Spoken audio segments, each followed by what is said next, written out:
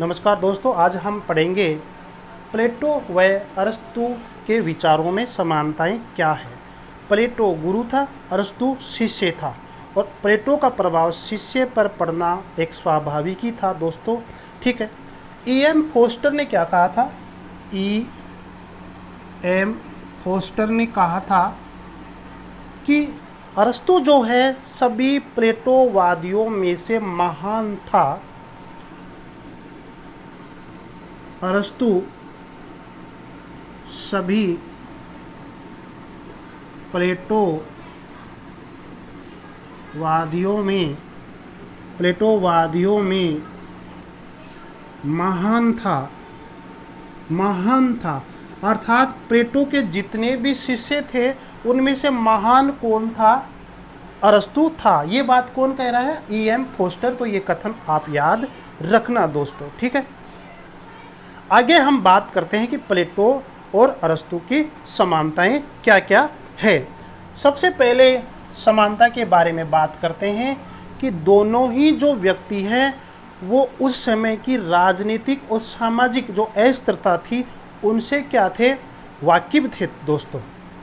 पहली समानता की बात करते हैं हम कि दोनों ही क्या थे कि उस समय की राजनीतिक वह सामाजिक जीवन की अस्थिरता दोस्तों, अस्थिरता से वाकिफ थे। प्लेटो और अरस्तु उस समय की यानी कि यूनान में उस समय की जो सामाजिक और आर्थिक जो व्यवस्थाएं थी वो क्या थी? अस्थिरता थी। दोनों को मजबूर कर दिया गया था। दोनों इस बात पे मजबूर हो गए थे कि आखिर यूनान में जो सामाजिक अस्थिरता है, जो राजनीतिक अस्थिरता है, ये बदलती रहती है, कभी इसमें स्थायित्व नहीं हो रहा है। आखिर कारण क्या है? तो दोनों मजबूर हो गए थे उस समस्या का समाधान करने के लिए दोस्तों। ठीक है। तो ये हम कह सकते हैं कि राजनीतिक और सामाजिक जीवन की अस्थिरता। यहाँ पर यूनान शब्द और जोड़ देना, यूनान की राजनीतिक और सामाजिक अस्थिरता। ठीक है। ये समानता थी दोनों के अंदर। दूसरी बात करते हैं हम कि दास प्रथा का दोनों ने क्या किया? समर्थन किया दोस्तों। प्लेटो के विचारों में आपने देखा होगा, पढ़ा है दोस्तों कि प्लेटो ने स्पष्ट रूप से ये नहीं कहा कि ये दास है और न ही दास प्रथा का विरोध किया। इसका मतलब ये हो गया कि जो व्यक्ति चुप रहता है तो वह उस बात का क्या करता है? समर्थन करता है।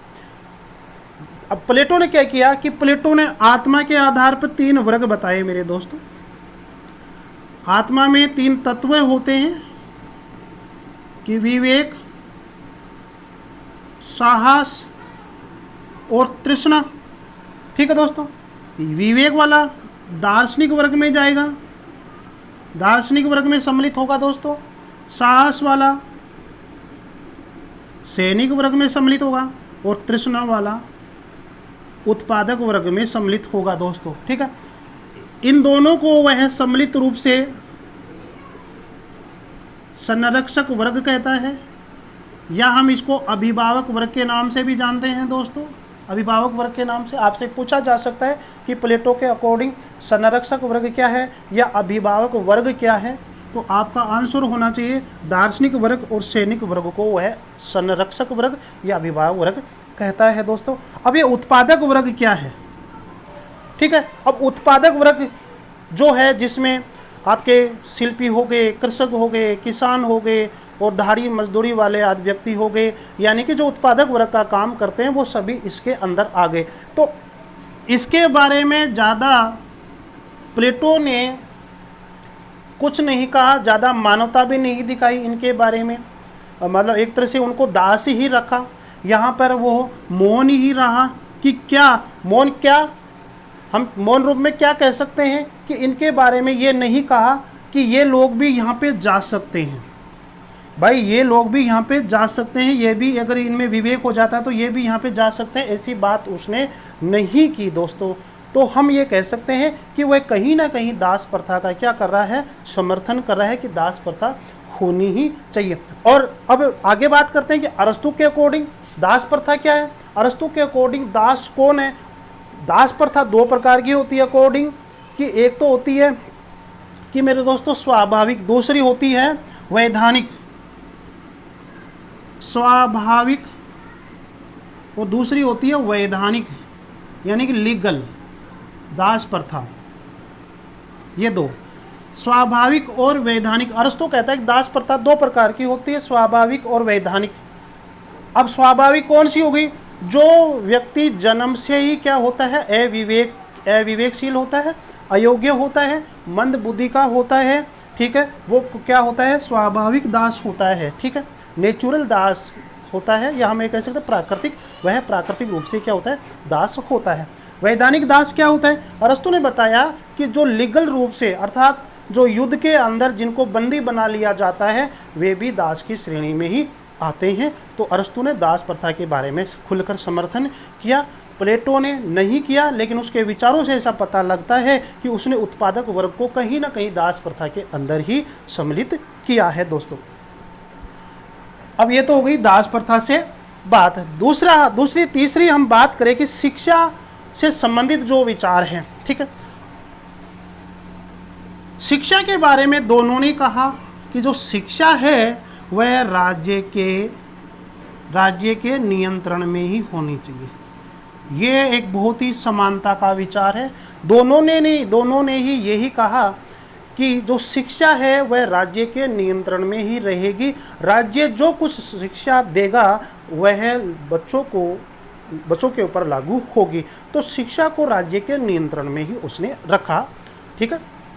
दोनों के विचार सम्मिलित है। अब बात करते हैं कि शिक्षा के बारे में। तो जो प्लेटो जो है औपचारिक शिक्षा के बारे में बात करता है, कम से कम जन्म से 35 वर्ष तक, ठीक है दोस्तों, जन्म से लेकर 35 वर्ष तक औपचारिक शिक्षा की बात करता है। जबकि अरस्तु क्या करता है? अरस्तु जन्म से लेकर 21 वर्ष तक की औपचारिक शिक्षा की बात करता है। हम ये कह सकते हैं कि प्लेटो के अकॉर्डिंग औपचारिक शिक्षा 35 की है और अरस्तु के अकॉर्डिंग औपचारिक शिक्षा 21 वर्ष तक की औपचारिक शिक्षा है, जिसको हम स्कूली शिक्षा के नाम से जान सकते हैं। प्लेटो ने फिर 36 से लेकर 50 वर्ष तक यानी 15 वर्ष की और उसने व्यावहारिक शिक्षा की बात की थी, जिसे हम दार्शनिक वर्ग की शिक्षा कह सकते हैं। वो 15 वर्ष की शिक्षा प्राप्त करने के बाद में किस में जाता था? वो एक तरह से राजनीति के क्षेत्र में, अर्थात दार्शनिक वर्ग बनता था और वो फिर राजनीति के क्षेत्र में जाया करता था। तो ये कहीं ना कहीं दोनों ही क्या है कि शिक्षा को राज्य के नियंत्रण में लेना चाहते हैं। व्यावहारिकता और कानून के बारे में दोस्तों, दोनों ही व्यावहारिकता और कानून के बारे में क्या कहा? अगला पॉइंट है व्यावहारिकता, या हम ये भी कह सकते हैं यथार्थता। व्यावहारिकता, यथार्थता, ठीक है। वह कानून संबंधी विचारों में समानता, कानून संबंधी विचारों में समानता। वो कैसे दोस्तों आपको पता होना चाहिए कि प्लेटो ने कौन सी बुक लिखी अंतिम रूप से? द लॉज लिखी, ठीक है दोस्त। और द लॉज बुक के अंदर क्या है? उसने यथार्थता और कानून से संबंधित विचार दिया है। अरस्तु ने प्लेटो की इसी बुक से यथार्थता और कानून संबंधी विचार ग्रहण किया और अपनी कौन सी बुक में लिख दिया? अरस्तु ने लिखा बाद में पॉलिटिक्स बुक के अंदर कानून और यथार्थता से संबंधित अपने विचार दिया। तो हम कह सकते हैं कि दोनों ही व्यावहारिकता, यथार्थता और कानून संबंधी विचारों में क्या है? समानताएं रखते हैं दोस्तों। अब बात करते हैं नागरिकता संबंधी विचार। नागरिकता संबंधी विचार,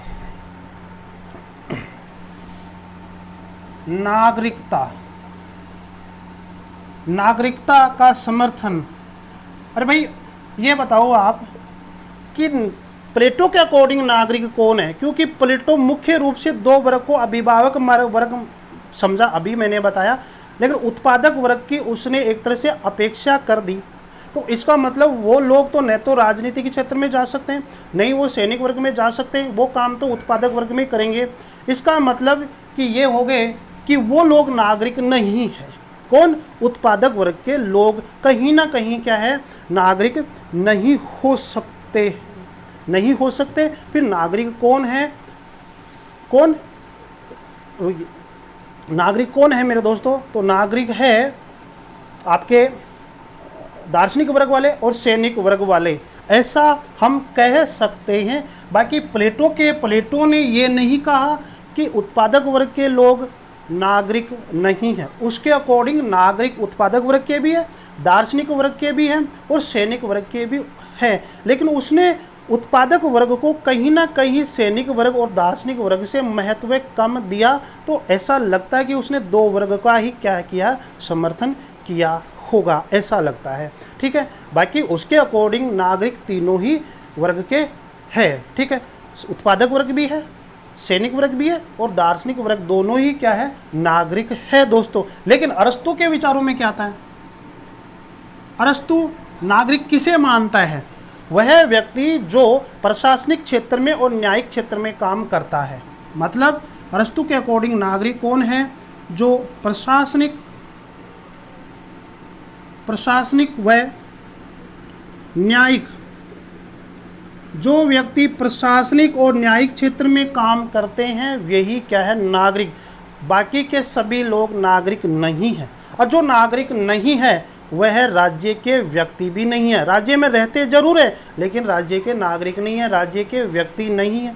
जब व्यक्ति नहीं होंगे तो उनको नागरिकता नहीं मिलेगी दोस्तों, सीधी सी बात है। इसका मतलब नागरिक किसको कहा गया है? अरस्तू केवल प्रशासनिक वर्ग को और न्यायिक वर्ग को। और अरस्तू ने नागरिक किसे कहते हैं? जबकि प्लेटो के अकॉर्डिंग जो नागरिक है वो तीनों वर्ग के लोग ही क्या है, नागरिक है दोस्तों। ठीक है, तो ये नागरिकता संबंधी उनका क्या हो गया, समानता हो गया। हम बात करते हैं संविधान से संबंधित बातें दोस्तों। दोनों में संविधान से संबंधित समानताएं हैं। संविधान से संबंधित समानताएं हैं दोस्तों। अब बात करते हैं कि संविधान से संबंधित प्लेटो ने अपनी कौन सी बुक में संविधान से संबंधित, प्लेटो ने संविधान के बारे में क्या कहा अपनी बुक द स्टेटमेंट्स में,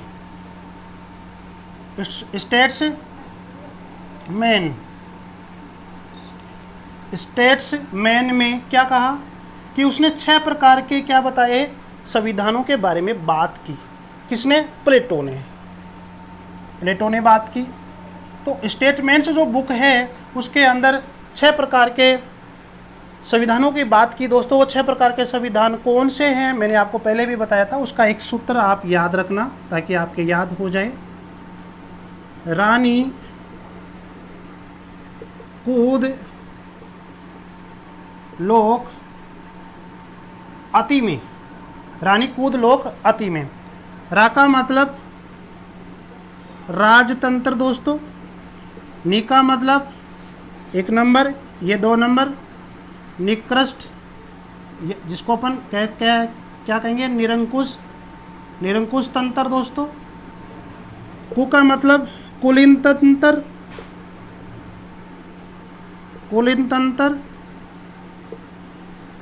और ध का मतलब धनिक तंत्र दोस्तों। लोक का मतलब लोकतंत्र दोस्तों। और अति का मतलब, अति आप लिखो और ये लोकतंत्र इधर लिख दो, अति लोकतंत्र। ठीक है दोस्तों। प्लेटो ने अपने स्टेट्समैन के अंदर 6 प्रकार के संविधानों की बात की है दोस्तों यहाँ पर। ठीक है, और इसी प्रकार के विचार किसने दिए? अरस्तू ने दिए। अरस्तू के विचार भी देख लेते हैं। उसने अपनी बुक पॉलिटिक्स में विचार देता है दोस्तों। अरस्तू ने भी 6 प्रकार के संविधानों के बारे में बात करता है। वो 6 प्रकार के संविधान कौन कौन से हैं अरस्तू के अकॉर्डिंग? अरस्तु ने अपने पॉलिटिक्स बुक में देता है, अरस्तु पॉलिटिक्स बुक के अंदर 6 प्रकार के संविधानों की बात करता है। और वो 6 प्रकार के संविधान कौन कौन से हैं दोस्तों? इसका भी मैंने फार्मूला बना रखा है कि रानी कूद संयम से लोक में, ठीक है दोस्तों। रा का मतलब राजतंत्र, ठीक है। नि का मतलब निरंकुश तंत्र, इसको अपन निरंकुश राजतंत्र भी कह सकते हैं, निरंकुश तंत्र। कु का मतलब कुलीन तंत्र, कुलीन तंत्र दोस्तों। और ध का मतलब धनिक तंत्र। संयम का मतलब संयंत्र तंत्र, संयंत्र तंत्र जिसको पॉलिटी नाम देता है अरस्तु। ये बहुत सर्वश्रेष्ठ होता है, सर्वश्रेष्ठ संविधान यही होता है दोस्तों। और लोक का मतलब लोकतंत्र। इस प्रकार से उसने क्या किया, संविधानों का एक चक्कर दिया अरस्तु ने दोस्तों। तो मेरा यहाँ एक ही बिंदु है कि दोनों ने कहीं ना कहीं संविधानों की चर्चा की है और दोनों में समानता ही है। प्लेटो ने भी 6 प्रकार के संविधानों की चर्चा की है और अरस्तु ने भी 6 प्रकार के संविधानों की चर्चा की है दोस्तों। अब आगे बात करते हैं कि दोनों ने ही व्यक्तिगत धर्म को मान्यता नहीं दी, कि व्यक्ति का कोई धर्म नहीं होता है। धर्म होता है तो राज्य समाज की सेवा करना, राज्य की सेवा करना, राज्य के कानून नियमों की पालना करना, यही क्या होता है, धर्म होता है। व्यक्तिगत धर्म की उन्होंने कोई बात नहीं की दोस्तों। और दूसरा अगला पॉइंट बात करते हैं कि दोनों ही व्यक्ति क्या है कि नैतिक और आध्यात्मिकता में विश्वास रखते हैं। कहीं ना कहीं आपने देखा होगा कि प्लेटो ने भी अपने आदर्श राज्य के अंदर मतलब नैतिकता और आध्यात्मिकता की बात की दोस्तों। और जब उसने स्टेटमेंट्स लिखा तो उसने एक विकल्प छोड़ दिया अरस्तु ने कि जो व्यक्ति अगर आदर्श राजा से काम चला सकता है, नैतिक और आध्यात्मिकता से काम चला सकता है तो उससे चलाए। और जहाँ पर नैतिक और आध्यात्मिकता से या आदर्श राजा से काम जिस राज्य में नहीं चल सकता है तो वहाँ पे कानून का शासन लागू होगा। तो दोस्तों कहीं ना कहीं उसके विचार में क्या है कि नैतिक और आध्यात्मिकता है। और देखो ध्यान दो वो कैसे। अब प्लेटो ने एक वाक्य दिया था दोस्तों, प्लेटो ने एक वाक्य दिया था, कौन सा, कि सद्गुण ही क्या है, न्याय है।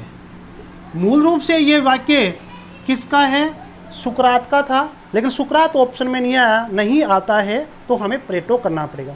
प्लेटो क्या चाहता था कि सद्गुण ही न्याय है।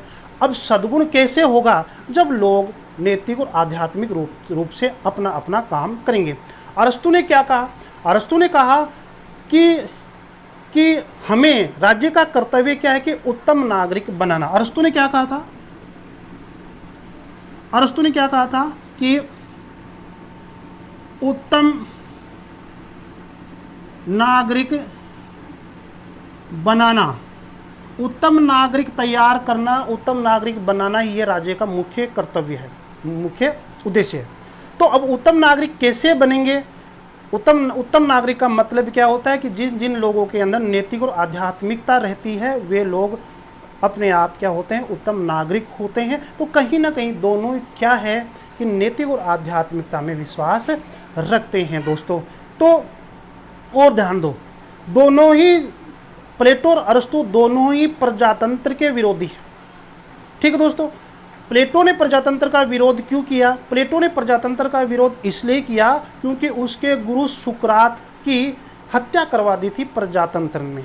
उस समय एथेंस की जो जनतंत्रीय सरकार थी उसने उसकी हत्या करवा दी थी क्योंकि सुकरात ने उस सरकार के खिलाफ कुछ आलोचनाएं कर दी थी इसके कारण।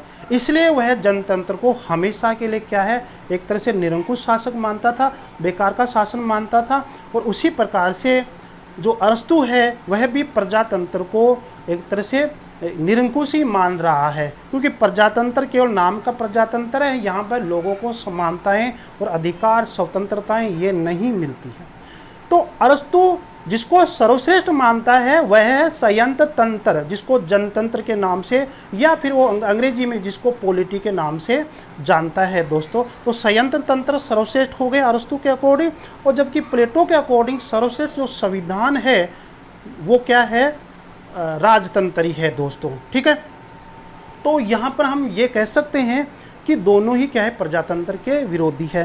तो आज दोस्तों आपने पढ़ा कि दोनों में समानताएं क्या क्या है। ठीक है, अगले वाले वीडियो में हम पढ़ेंगे कि दोनों में असमानताएं क्या है, दोनों के विचारों में असमानताएं क्या है। और धन्यवाद दोस्तों, जहां रहो मस्त रहो। वीडियो को लाइक शेयर सब्सक्राइब करते रहें दोस्तों।